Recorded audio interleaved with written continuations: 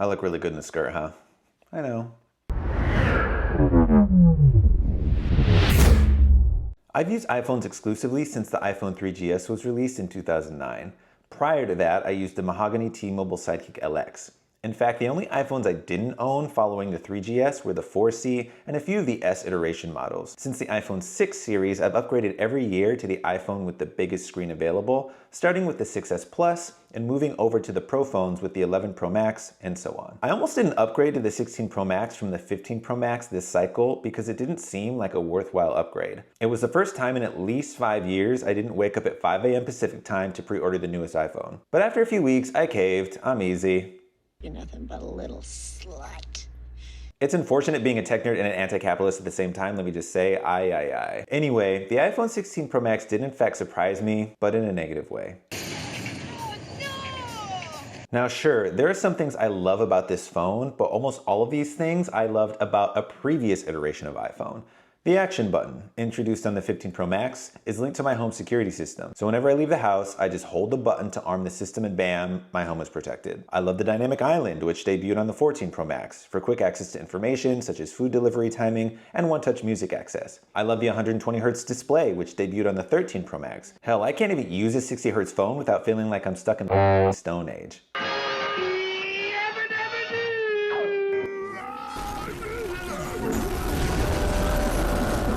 All of these features are fantastic, and while shaving 5 seconds off a task might not seem life-changing, you might change your mind when you sit and meditate about how fleeting time really is.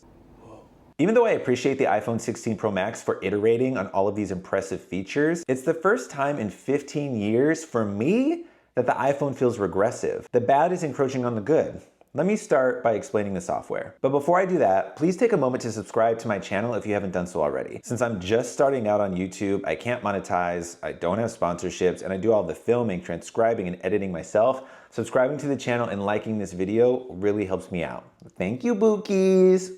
Look, I lauded Apple when they launched the iOS public beta program in 2015. For the past 9 years since iOS 8, I've risked breaking my phone to gain access to all of the new goodies and features before the general public. Every year since 2015, public betas have become incredibly stable to the point where I no longer have to worry. Usually, by the time of public release, not many crippling software bugs make it to production, or so I thought. Currently, a number of 16 Pro and Pro Max users, myself included, are experiencing areas of the screen that don't respond to touch input.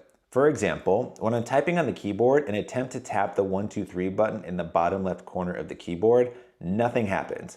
If I adjust how I'm holding the phone, or maybe if I tap it numerous times, it eventually registers.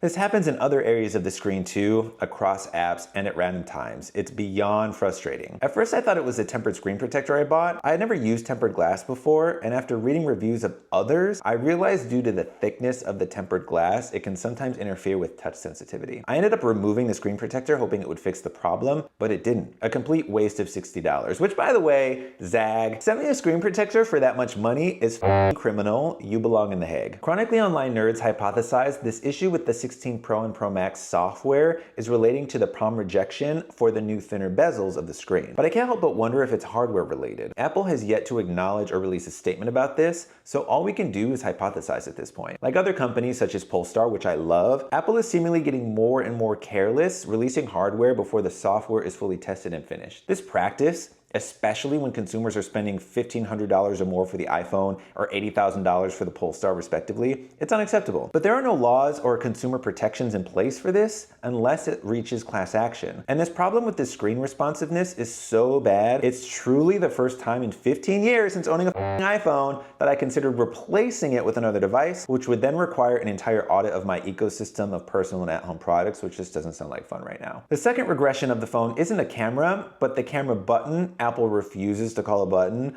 camera control. As soon as I saw all the early impression videos on launch day, I can tell the location was awkward and that I'd really never use the damn thing. In those early impressions videos, some people were holding the phone unnaturally just to make it seem like the button is naturally placed, but no one holds their phone like this. Your hand covers a third of the screen when attempting to use it, which just seems like an afterthought to me. Camera control is located where the 5G antenna used to be, so I'm sure putting the button there was cost-cutting more than some breakthrough innovation. If they wanted to innovate, in my opinion, they'd patent, like, let's say a curved button input on the bottom of the device, which is vastly more of a natural position for my index finger when I'm taking a picture horizontally. While other reviewers mentioned the finicky double press versus press to move around the UI, I actually mastered this fairly quickly. However, when you're resting your finger on the button to take a picture using Apple's native camera app, you have to push the shutter button firmly and quickly, otherwise you'll bring up the previous setting assigned to the half press and risk screwing up your settings before taking the picture. I suspect and hope this will get ironed out when the half press to focus option goes live, but to release it half-baked like this just feels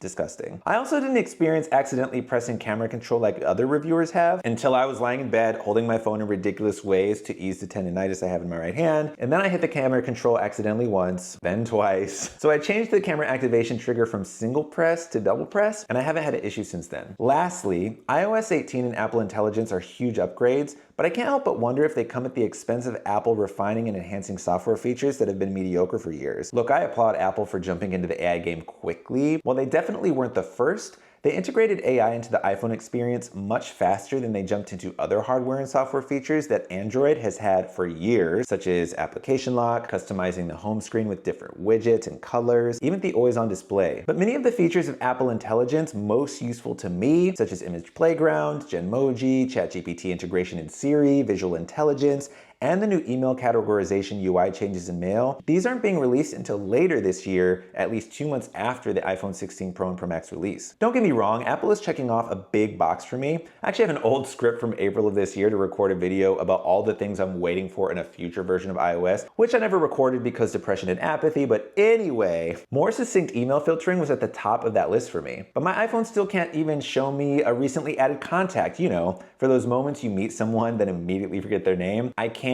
manually change to the numeric only keypad outside of the phone app or specific fields that are numeric only, nor can I turn off the text message sent sound on its own without silencing all sounds on the phone. Most of the time I want to hear incoming sounds, not outgoing sounds. Also, I can turn off the sent mail sound in Mail. Why not iMessage sounds? As a matter of fact, why can't I just customize all the sounds individually on my phone? Like, I don't need an audible confirmation when I've taken a screenshot. Like, this is so annoying. What the fuck?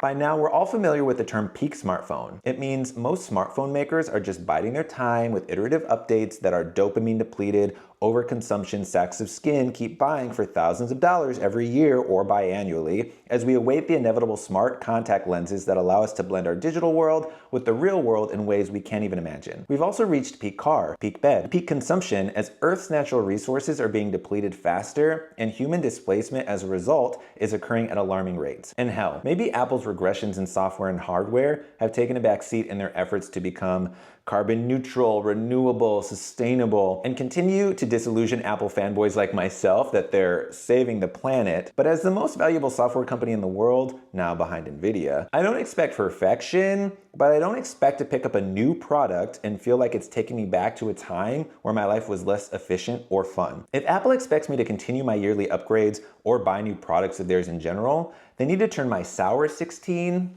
into a sweet one. How are you feeling about iOS 18 and Apple Intelligence? Do you have any weird bugs on your new 16 Pro or Pro Max? Are there features you've wanted on iPhone for months or years that just don't exist? Let me know in the comments below, and please don't forget to subscribe and like this video. Thanks for your support. Stay liberated, be gay. See you soon.